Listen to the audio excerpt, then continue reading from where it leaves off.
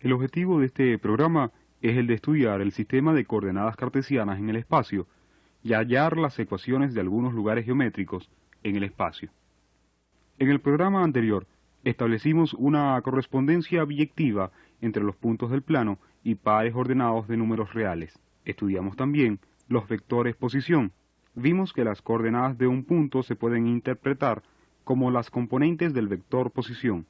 En el lenguaje del álgebra de vectores hallamos las ecuaciones de rectas, circunferencias y cónicas. Vamos ahora a trasladar estas ideas al espacio. Consideremos tres rectas perpendiculares en el espacio y sea O su punto de intersección. Tenemos la misma unidad de medida en las tres rectas. De esta manera, es posible encontrar una correspondencia biyectiva entre los puntos del espacio y triplos ordenados de números reales. Un punto genérico P puede ser proyectado sobre cada una de las tres rectas. Así es, como se establece la correspondencia biyectiva entre los puntos del espacio y los triplos ordenados de números reales. Los números x, y, z se llaman coordenadas del punto P respecto al sistema de referencias asignado. Las tres rectas se llaman eje de las x, de las y de las z. Por ejemplo, para hallar la coordenada y de P, se procede de la siguiente manera. Trazamos una recta que pasa por el punto P y sea paralela al eje X. Esta recta la extendemos hasta cortar el plano formado por las rectas Z e Y. Después, bajamos una perpendicular al eje Y, paralela al eje Z.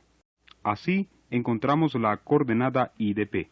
Igualmente, al caso del plano, podemos fijar la posición de un punto mediante un vector con origen en O.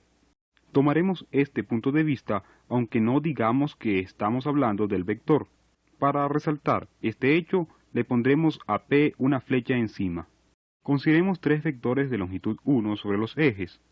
Estos vectores los llamaremos Y, J y K. Veamos que el vector P lo podemos escribir como se observa en la pantalla.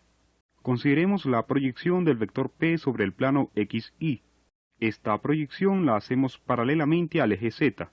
La proyección de P, es decir, P', es un vector en el plano.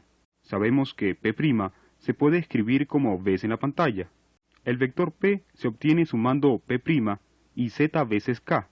Así obtenemos la descomposición de P. Es claro que el orden de la descomposición no afecta el resultado final. Supongamos que tenemos dos vectores P y Q. El vector suma P más Q tiene por coordenadas la suma de las coordenadas de P y Q. Sumar vectores corresponde a sumar coordenadas, y esta es la ventaja del punto de vista vectorial. A continuación caracterizaremos planos, rectas y esferas. Es decir, hallaremos la ecuación de estos objetos, en otras palabras, una relación que solamente satisfagan las coordenadas de los puntos de la curva. Para lograr esto, comenzaremos por hallar una fórmula que nos permita calcular la distancia entre dos puntos y otra para el ángulo entre dos vectores. Comencemos por hallar la distancia entre dos puntos P y Q. La distancia entre estos dos puntos viene dada por la longitud del vector P menos Q. Las coordenadas del vector P menos Q las puedes ver en la pantalla. Calculemos la longitud de este vector. Es claro que la longitud del vector P viene dada por el teorema de Pitágoras. El vector P es la hipotenusa. Calculemos la longitud de los catetos. P' es la proyección de P sobre el plano XY. Nosotros sabemos calcular la longitud de P'. La longitud de P' al cuadrado es X al cuadrado más Y al cuadrado. La longitud del otro cateto al cuadrado es Z al cuadrado. Juntando ambos resultados, obtenemos lo escrito en la pantalla. Esto nos da una expresión para calcular la longitud de un vector en función de las coordenadas. Apliquemos esto para calcular la longitud del vector P menos Q. La expresión escrita en la pantalla es la fórmula que nos da la distancia entre dos puntos. Calculemos a continuación el ángulo entre dos vectores P y Q. Consideremos el triángulo de la figura. Φ es el ángulo que queremos calcular. A, B y C son las longitudes de los lados. Aplicamos el teorema del coseno. Despejemos coseno de Φ y con una tabla o una calculadora, hallamos el ángulo. Expresemos A, B y C en función de las coordenadas de los vectores. A es la longitud de P, B es la longitud de Q y C es la longitud de P menos Q. En la pantalla puedes ver A, B y C en función de las coordenadas. Sustituyamos estas expresiones en la fórmula del coseno de φ. Obtenemos esta horripilante expresión. Gracias a Dios, es simplificable. En definitiva, obtenemos una expresión un poco más sencilla para el coseno de φ. Sustituyamos las raíces del denominador por sus valores a y b. En la pantalla tenemos una fórmula que nos permite calcular el coseno entre dos vectores en función de las coordenadas de estos vectores. ¿Cuándo dos vectores distintos de cero serán perpendiculares? Evidentemente, cuando el ángulo entre ellos sea pi medios, es decir, el coseno del ángulo entre ellos debe ser cero. La expresión del coseno de φ la puedes ver en la pantalla, igualada a cero. Como el denominador es diferente de cero, entonces el numerador debe ser igual a cero. La expresión de la segunda línea nos da una manera muy cómoda y muy útil para saber cuándo dos vectores son perpendiculares. Hasta ahora hemos seguido paso a paso las mismas técnicas usadas en el programa anterior. Ahora usaremos estos dos resultados para hallar la ecuación del plano y de la esfera. Recordemos cómo hallábamos la ecuación de una recta que pasa por el origen. Tomamos un vector n fijo, perpendicular a la recta. Todos los puntos de la recta son perpendiculares al vector n.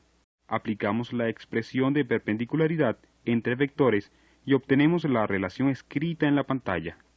Vamos a hacer lo mismo para hallar la ecuación de un plano que pasa por el origen. Tomamos un vector n, perpendicular al plano.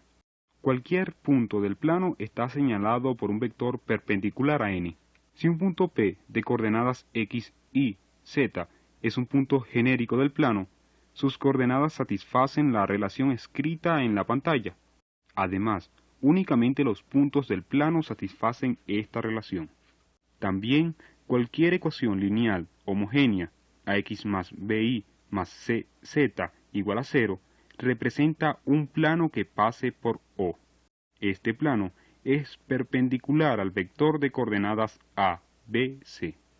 Por ejemplo, la ecuación menos x más 2y más 3z igual a 0 representa un plano que pasa por el origen.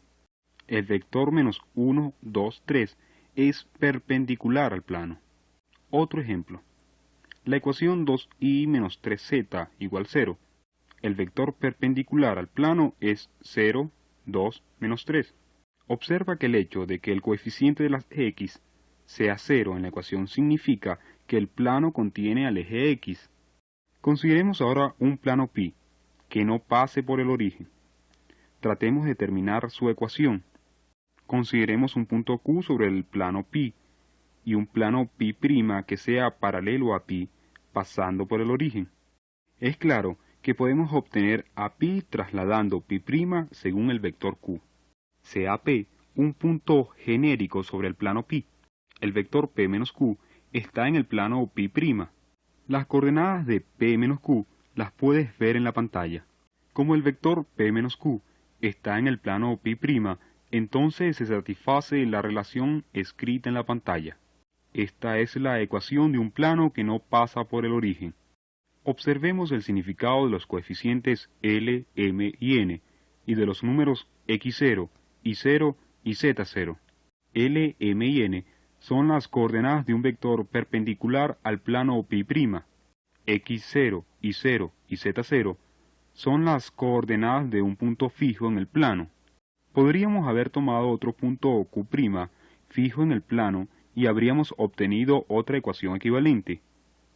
Ambas ecuaciones representan el mismo plano. Si quitamos los paréntesis en la ecuación de la primera línea, obtenemos la ecuación de la segunda línea. Los valores de A, B, C y D los puedes leer en la pantalla. Es decir, la ecuación de un plano no es otra cosa que una ecuación lineal de tres variables. Recíprocamente, toda ecuación lineal en tres variables representa un plano en el espacio. El vector perpendicular tiene coordenadas A, B y C. Observemos estos ejemplos. La ecuación de la pantalla representa un plano que pasa por el punto 1, 0, 0. El vector de coordenadas -1, 2, 3 es perpendicular al plano. Compara el ejemplo anterior con este. Aquí el plano pasa por el origen y en el otro caso no. Otro ejemplo. La ecuación de la pantalla representa un plano perpendicular al vector 0, 2, menos 3. Este plano pasa por el punto 0, 2, 0. Compara el ejemplo anterior con este. En este caso, el plano pasa por el origen y contiene al eje X. ¿Cuál será la ecuación de una recta en el espacio? Sería raro que fuera la misma que en el plano, ya que aquí tenemos 3 dimensiones en vez de 2. ¿Cómo caracterizaremos la ecuación de la recta en el espacio? Recuerda que una recta es la intersección de 2 planos. Las coordenadas de los puntos de la recta deben satisfacer simultáneamente las ecuaciones de estos planos. Podemos caracterizar una recta por un par de ecuaciones lineales. Es claro que estas dos ecuaciones no son únicas para esa recta, ya que hay infinitos planos que se cortan según esa recta. En otro programa veremos una manera más simple de caracterizar una recta en el espacio. Ahora, veamos cómo caracterizar los puntos de una esfera. Recuerda la fórmula que nos da la distancia entre dos puntos. Consideremos el centro C y un punto genérico P sobre la esfera. Como la distancia entre C y P es R, obtenemos la ecuación escrita en la pantalla. Elevamos al cuadrado y listo. En el caso de que el origen de coordenadas coincida con el centro, la ecuación adopta la forma de la pantalla.